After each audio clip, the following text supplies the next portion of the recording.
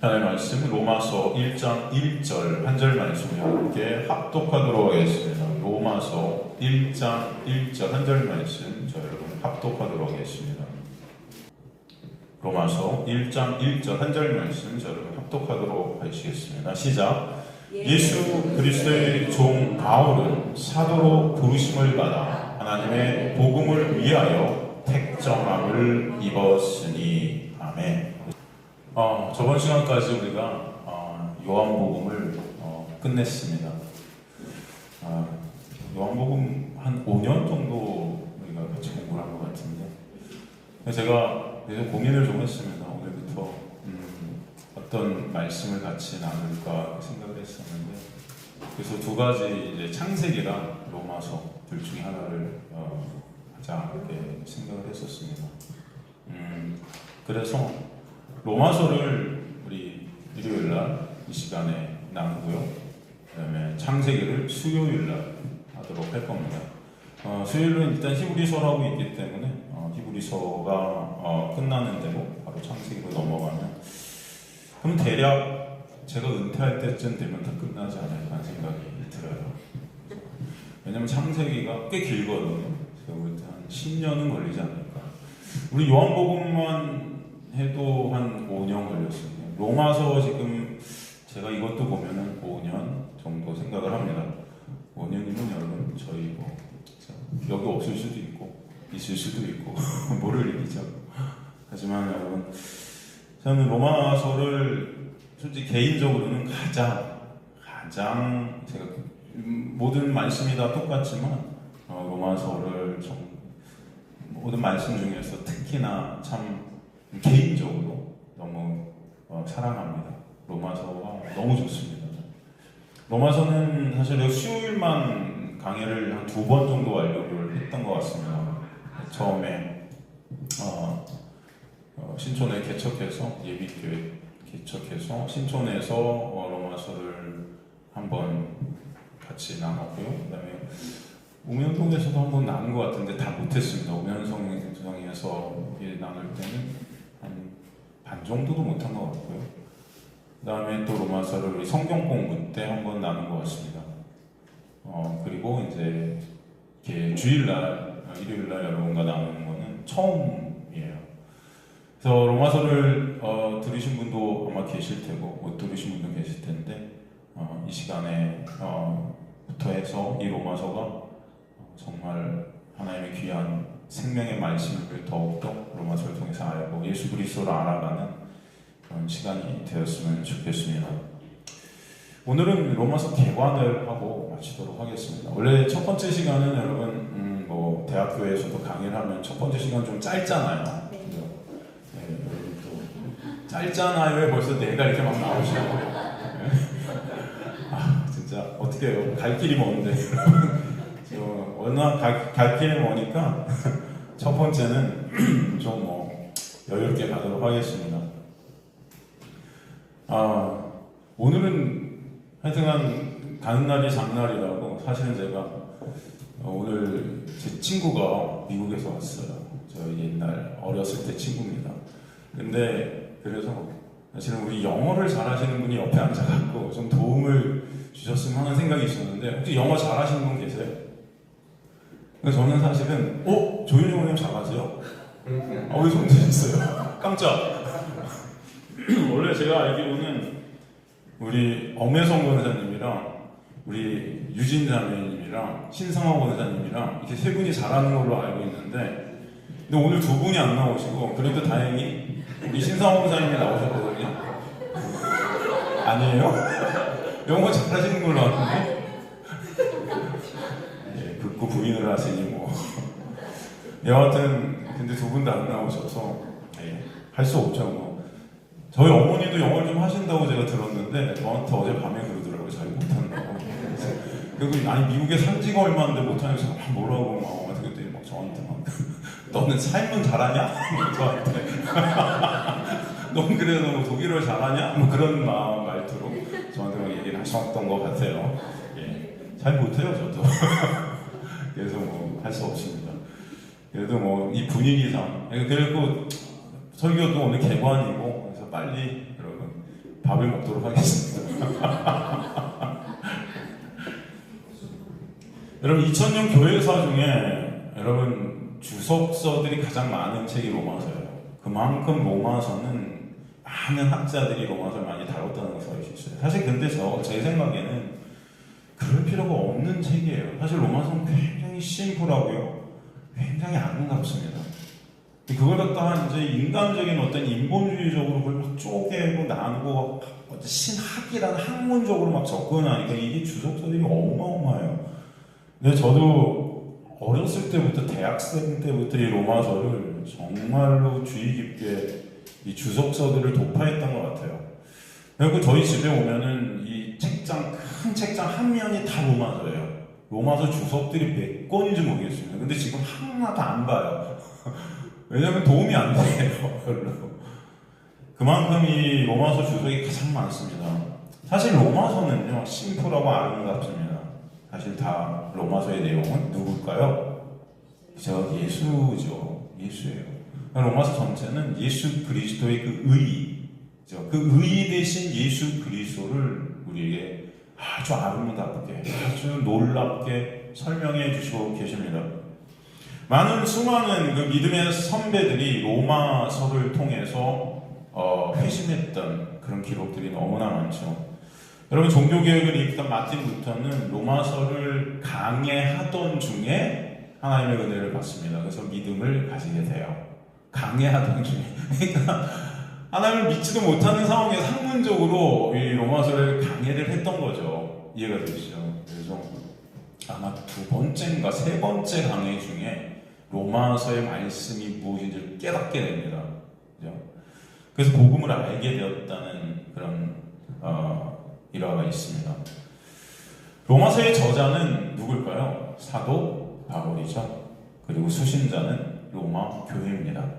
로마 교회가 언제 생겼는지는 사실 아무도 모릅니다. 아무도 몰라요.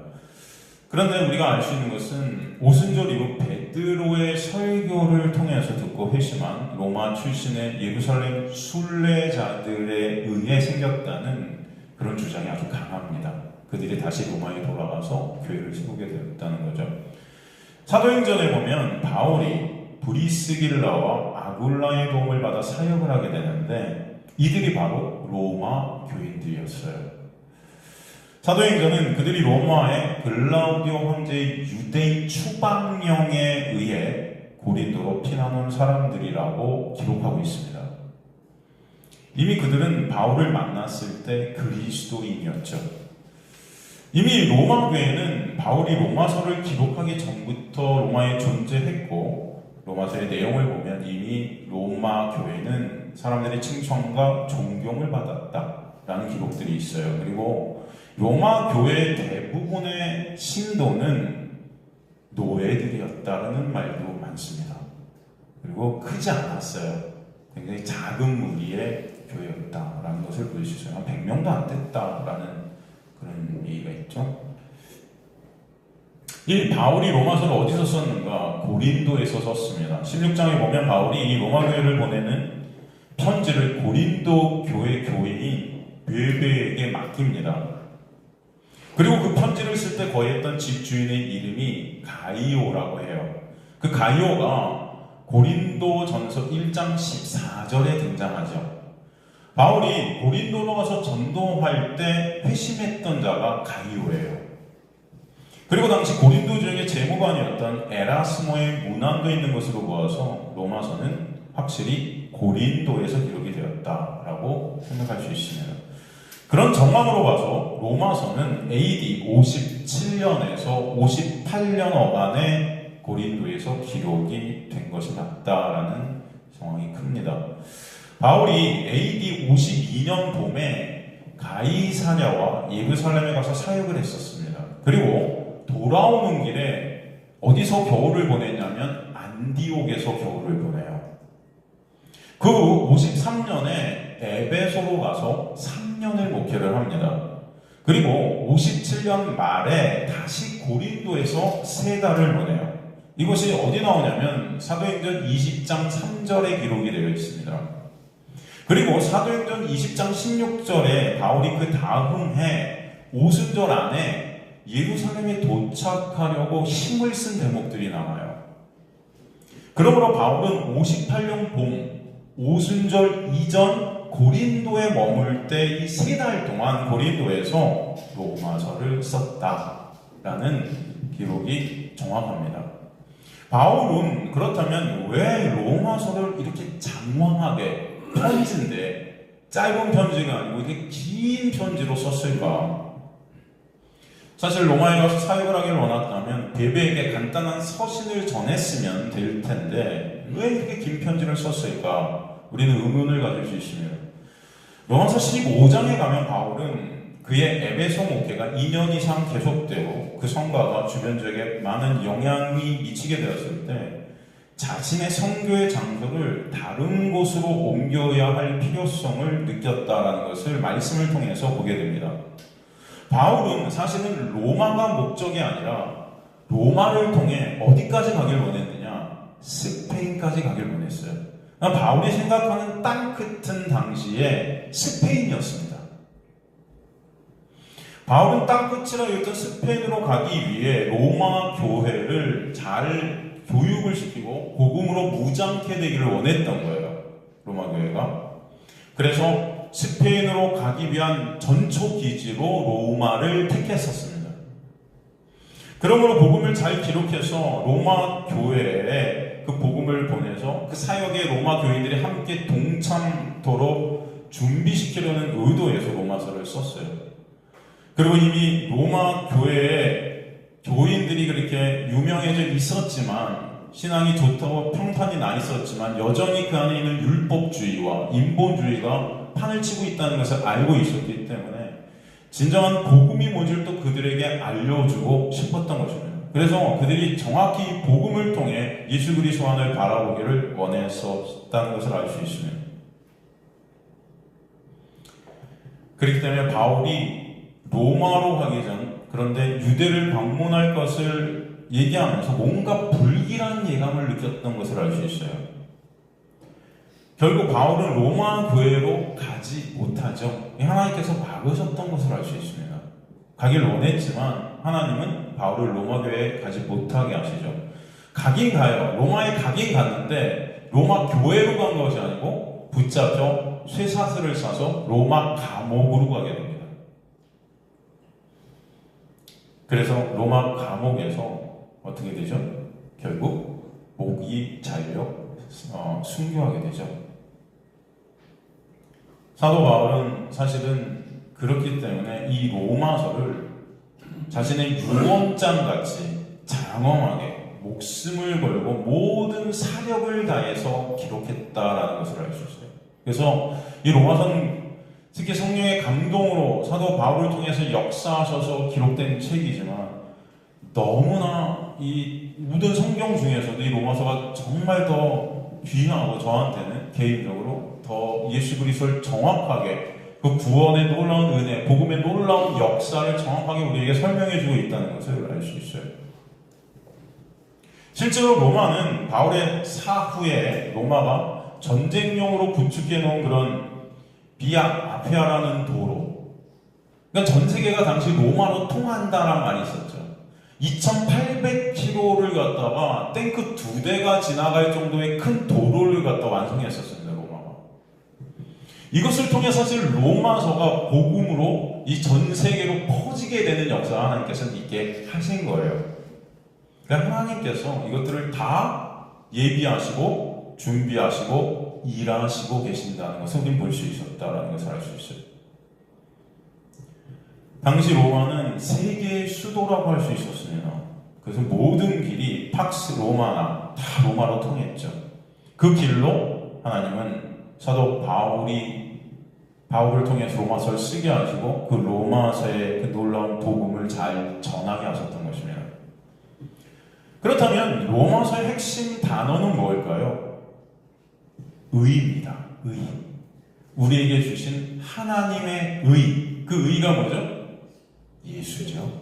그렇죠? 예수 그리스도라는 그 의. 그 의가 아니면 우리는 구원이 있다 없다? 없다라는 것을 보여주죠. 모든 믿는 자에게 구원을 주시는 하나님의 능력, 그 복음, 그 복음에는 뭐가 나타났다? 하나님의 의의가 나타났다. 그죠? 그것만이 인간을 어떻게 해요? 의롭게 한다라는 것을 우리에게 설명하세요. 그러게 왜 그 하나님의 의의가 필요한지를 설명해 가는 거예요. 그 전에 그렇기 때문에 인간의 실존이 어떤지를 정확하게 드러냅니다. 인간의 어떤 의의도 하나님 앞에 의롭다함을 얻을 수 없기 때문에 하나님의 의의만, 그 하나님의 의의를 믿는 그 믿음 안에서만 의롭다함을 얻게 되는 이신칭 의의의 그 역사가 무엇인지를 보게 하시는 것이죠. 그렇기 때문에 그런 인간의 실존을 먼저 설명하고 왜 믿음으로 말미암은 그 은혜만이 하나님 앞에 우리가 설 수 있게 되는지를 정확하게 사도 바울은 보여주고 있는 것입니다. 그 하나님의 진노, 불의는 하나님의 의이신 예수를 의존치 않게 되는 거죠. 그러게 하나님의 진노가 불의를 통해 나타나게 된 것이다 말씀하세요. 왜 세상의 모든 인간이 불의한지, 왜 불의한 존재가 인간인지를 드러내시는 거죠. 그 인간의 불의를 어떤 것으로도 해결할 수 없음을 율법과 인간의 양심 등을 통해서 보게 하십니다. 하나님의 의를 믿는 자는 자신이 불의한 존재라는 것이, 하나님의 심판을 받아 마땅한 자라는 것이 인정이 되게 하시고, 그게 마음의 가난함이죠. 푸토코스라는 그 절대적 가난, 예수가 아니면 없음이라는 그 절대적 가난의 자리에 있게 하시는 거예요. 그런 나의 실존이 깨달아진 자에게 온전히 예수 그리스도라는 그 의만을 바라보게 되는 역사가 있게 하신다 라는 것을 보게 하셔요.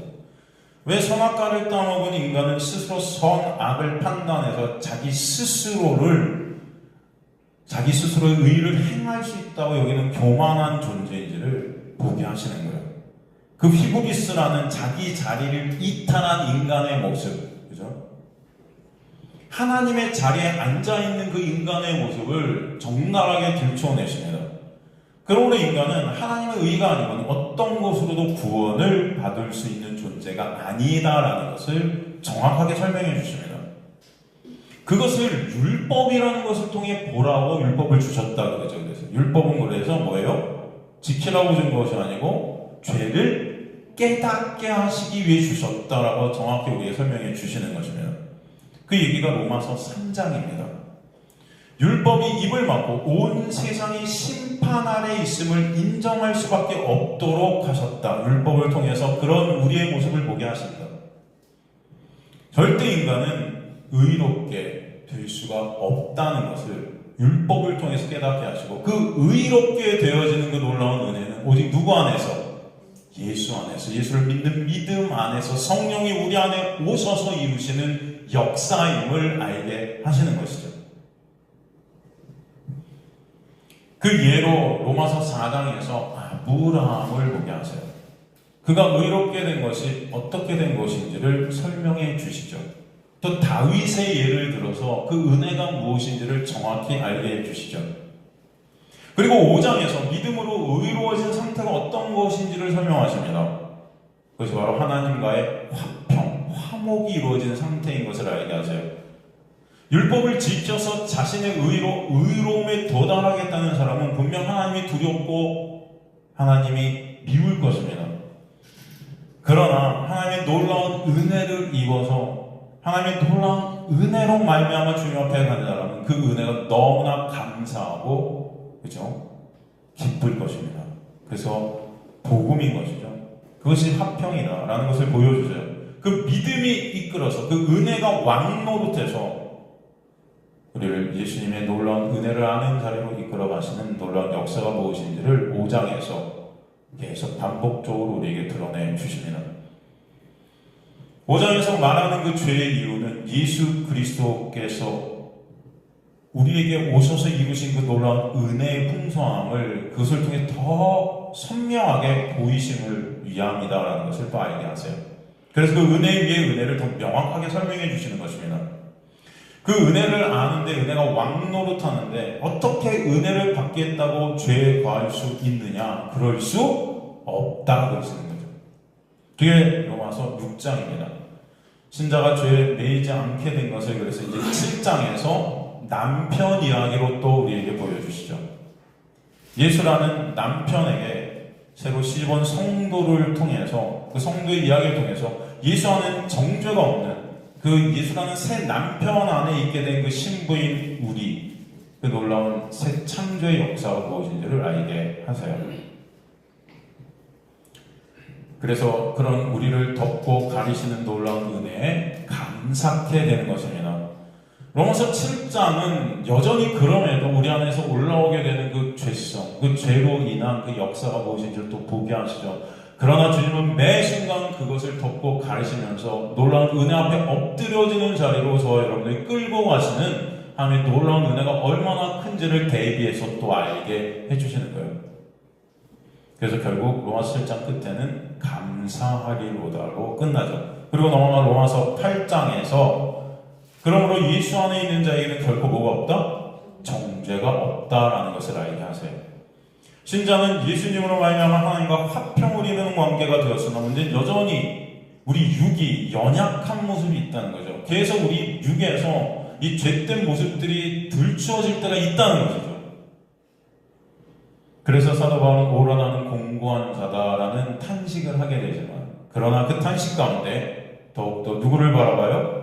예수 그리스도를 바라보게 되는 역사가 있게 하신다는 것입니다. 그래서 우리에게 누굴 보내신 거예요? 성령을 보내셔서 우리의 삶을 이끌어 가시게 하시는 것입니다. 그게 바로 은혜가 왕노릇한다는 거죠.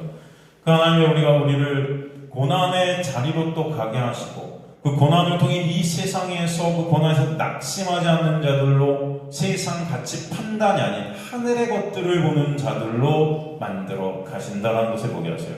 그것을 누가 하신다? 주님께서 하신다. 그래서 그 주님의 사랑에서 끊을 수 있다 없다? 없다, 그렇게 선언하시죠.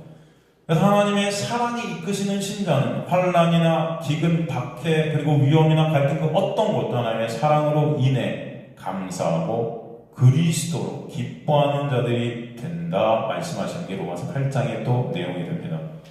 그 그리스도의 영이 함께 하셔서 그리스도의 영으로 인해 하나님과 화목해 되는 믿음의 역사가 무엇인지를 보여주세요. 그리고 하나님의 선택과 육이라는 그런 교리들도 등장하게 되는 것을 또 보게 되죠.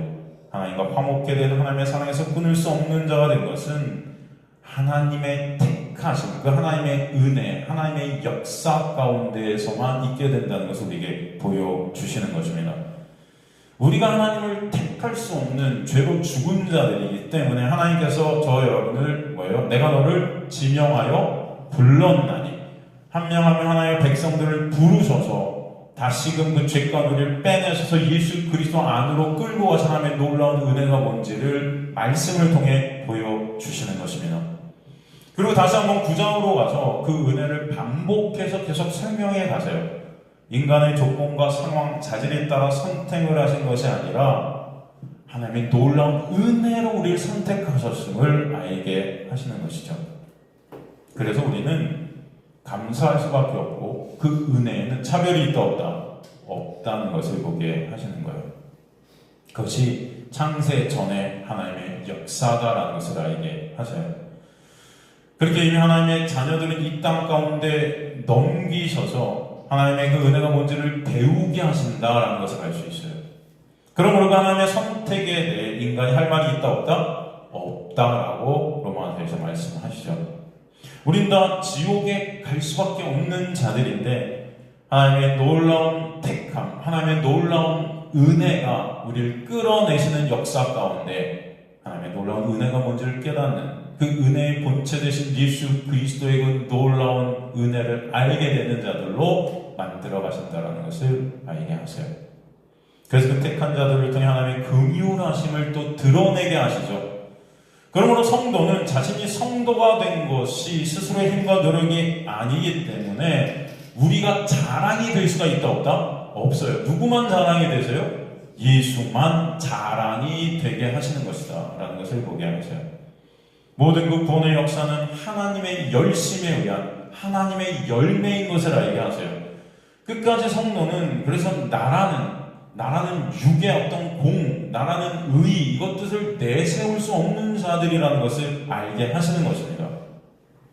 그렇기 때문에 요한계시록 24장로가 하나님께 면류관을 벗어드려서 하나님만 찬송케 되는 장면을 우리에게 보여주시는 거예요.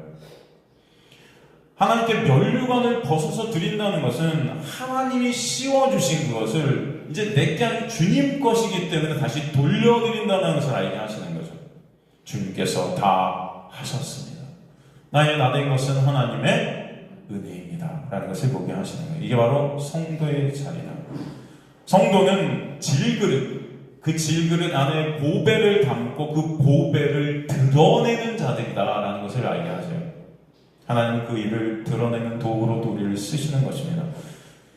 모든 신자가 하는 일은 은혜에 의해 격발되어지게 하신다라는 것을 보게 하세요. 그러므로 우리는 스스로의 의의를 챙길 수 있다 없다? 없는 자들이다라는 것을 알게 하시는 것입니다. 그래서 믿음이 주어가 되어서 성도를 이끌어가세요. 그 믿음을 하나님의 선물이라 말씀은 우리에게 말씀하십니다. 그리고 선물인 믿음은 보이지 않는 하나님의 나라에 관한 예수 그리스도에 관한 것이다 라는 것을 알게 하세요. 그러기에 눈에 보이는 실상이나 증거로 현상에 천상화되어서 나타나지 않는 거죠. 눈에 보이는 이성으로 육으로 믿음을 판단할 수 없는 것입니다. 그러므로 어떤 사람이 기도 좀 많이 한다고 믿음이 있네, 헌금을 많이 한다고 믿음이 있네, 교회에 좀 안 나간다고 믿음 없네, 그런 판단을 우리는 할 수 있다 없다? 없다는 거예요. 믿음을 눈에 보이는 것을 판단하려 하는 사람들이 그 믿음을 사용해서 눈에 보이는 것을 얻어내려 하는 그런 하나님을 우상화시키는 자들이 될 수밖에 없다는 것을 알게 하세요. 믿음을 눈으로 판단하려는 자들은 반드시 그 믿음을 방법으로 삼아 눈에 보이는 걸 얻어내려는 자들이라는 것을 알게 하세요. 믿음은 예수와 십자가의 필연성 앞에 그저 엎드려져 항복하게 만드는 하나님의 역사임을 알게 하십니다. 그 십자가로 누가 하나님의 백성인가가 드러나게 하시는 거예요. 그러므로 10장에서 표면적 유대인이 아닌 하나님의 믿음으로 그 은혜로 하나님의 그 약속 안에 있게 된 이면적 유대인이 유대인이다라는 것을 말씀하세요. 그러니까 여러분, 민족적 이스라엘이 아니라 하나님께서 말씀하시는 이스라엘은 예수 안에 있게 된 자들이다라는 것을 설명해 주시죠. 그죠? 이스라엘의 회복이라는 것은 그래서 여러분 예수 안에서만 있게 되는 역사라는 것을 알게 하신 거예요. 이 민족적 유대인들이 다시 회복되는 그런 것이 아닙니다, 여러분. 이스라엘을 하나님께서 모형으로 쓰시는 것입니다. 그러니까 사실 민족적 이스라엘은 아무 의미가 없어요. 그렇다고 민족적 이스라엘이 그렇다면 다 버려진 것이냐? 그런 것이 아니죠. 그 안에도 이면적 유대인들이 있겠죠. 하나님 택하신 백성들이 분명히 있을 것입니다. 그렇다고 이 세대주의자들의 해석처럼 민족적 이스라엘의 회복, 민족적 이스라엘이 진짜 이스라엘같이 여겨지는 그것들은 다 아니라는 것입니다. 이스라엘은 하나님의 은혜 안에 있게 된 자들이 진짜 이스라엘이다라는 것을 알게 하세요. 그러니까 혈통이나 조건에 의해 하나님의 백성이 되는 것이 아니라 주의 이름을 부르게 하시는 자들이 있게 되는데 그들이 이스라엘이다 라고 말씀하십니다. 주의 이름을 부르게 된 자들이 그럼 어떤 자들인가? 인간의 죄로 인해 모두 나의 이름만 부르는데 자기 이름만 부르기를 원하고 자기 이름만 남기를 원하고 자기 이름만 높임받고 칭찬받기를 원하는데 주의 이름을 부르게 된 자들은 나라는 그 이름이 삭제되어지는 자들이다. 그래서 주님의 영광만을 구하게 되는 자들이다라는 것을 보게 하세요. 바로 우리 안에 성령이 오시면 그래서 나라는 그 육을 삭제시켜 가지고 온전히 예수 그리스도만을 바라보도록 역사에 가시는 것입니다. 그들이 바로 하나님의 은혜를 입은 택하신 하나님의 백성들이다라는 것을 알게 하세요. 하나님의 믿음은 그렇게 우리를 끌고 가시는 것입니다. 여전히 우리는 내 이름이 불려지기를 원하는 우리의 모습이 있지만 믿음이 우리 안에서 역사하셔서 성령께서 역사하셔서 그런 나라는 이름을 지우시고 오직 예수가 남도록 우리 인생을 끌고 가심을 믿습니다. 그래서 요한계시록 보면은 우리 이마에 내 이름이 있는 것이 아니고 이제 누구의 이름이 새겨져요? 어린 양의 이름이 새겨지는 것이죠. 그러므로 우리 인생 가운데 여러 가지 사건, 고난, 여러 가지 모든 것들을 통해 하나님은 그 하나님의 은혜를 우리에게 새기시고 그 은혜 앞에 엎드려지는 자들로 우리를 끌고 가시는 것입니다. 성도는 그런 사건과 말씀을 통해 구원을 받기 위해 주의 이름을 부르는 자들이 아니라 왜 주님이 구원의 능력일 수밖에 없는가를 말씀과 삶을 통해 우리 경험들을 통해 배우게 하시는 그런 주님의 백성들이라는 거예요. 그들이 바로 하나님의 택한 남은 자들이다라는 것을 바로 로마서 11장에서 우리에게 설명해 주십니다. 그리고 이제 12장부터 우리가 이 세상에 그런 그리스도인으로 어떻게 살게 하시는지를 보여주시는 역사, 그리고 그 삶 가운데 더욱더 예수 그리스도만을 바라보게 하시는 역사가 있도록 하신다는 것을 16장까지 계속 설명해 가시면서 다시 한번 우리 삶을 역사해 가시는 그 성령의 은혜, 예수 그리스도의 은혜에 대해서 더 크게 설명해 주시는 것을 볼 수 있습니다. 우리가 다음 시간부터는 그래서 이 로마서 1장 1절 단어 하나하나, 구절 하나하나, 말씀 한 말씀을 통해서 이 모든 말씀들이 다 예수 그리스도의 놀라운 은혜로 우리가 설명해 주고 있고, 왜 예수가 아니면 안 되는 우리인지를 보게 하시는 그런 단어고 구절임을 우리가 보게 될 것입니다. 그 시간들을 통해서 진정 저와 여러분의 삶에서 오직 예수만 찬송받게 되기를 좀 간절히 소망합니다. 인간의 어떤 것도, 우리가 이룬 어떤 것도, 우리의 어떤 의의도 다 십자가 앞에 못 박혀져야 될 것임을 알게 하시고, 오직 예수 그리스도 안에만 생명이 있음을 알게 하시고, 예수 그리스도만 우리의 아름다움이 되시고, 예수 그리스도만 우리의 가치가 되시고, 예수 그리스도만 우리의 생명이 되신다는 것을 로마서 전체를 통해서 배우게 되기를 간절히 소망합니다.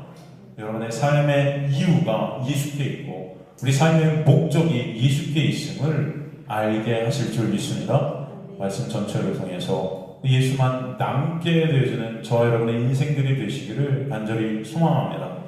여러분 로마서를 공부하시면서 로마서를 통해 그 예수를 더 알게 되기를 간절히 소망케 되고, 그것을 여러분 매 순간 기도케 되고, 예수를 더욱더 깨닫게 하시고 알게 하시고 그 은혜와 사랑을 더욱더 알게 도와주세요라는 기도가 여러분 마음속 심중 가운데 더 넘쳐 흐르시기를 간절히 원합니다.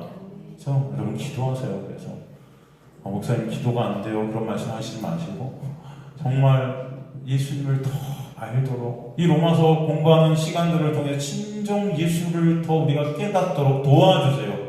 그런 기도가 여러분 심령에서 계속 흘러 넘치시기를 간절히 소망합니다. 그래서 이 시간 로마서 전체 여러분 집중하셔서 1장부터 우리 로마서 전체를 갖다 공부하실 때 진정 이것이 여러분의 생명임을 알게 될 줄로 믿습니다. 그래서 오늘 로마서 개발을 하고요. 다음 주부터 로마서 1장 1절부터 차근차근 한 구절 한 구절 단어 하나하나 여러분 깊이 있게 우리 전체 성경 전체를 로마서 안에서 녹여내는 그런 시간이 되었으면 좋겠습니다.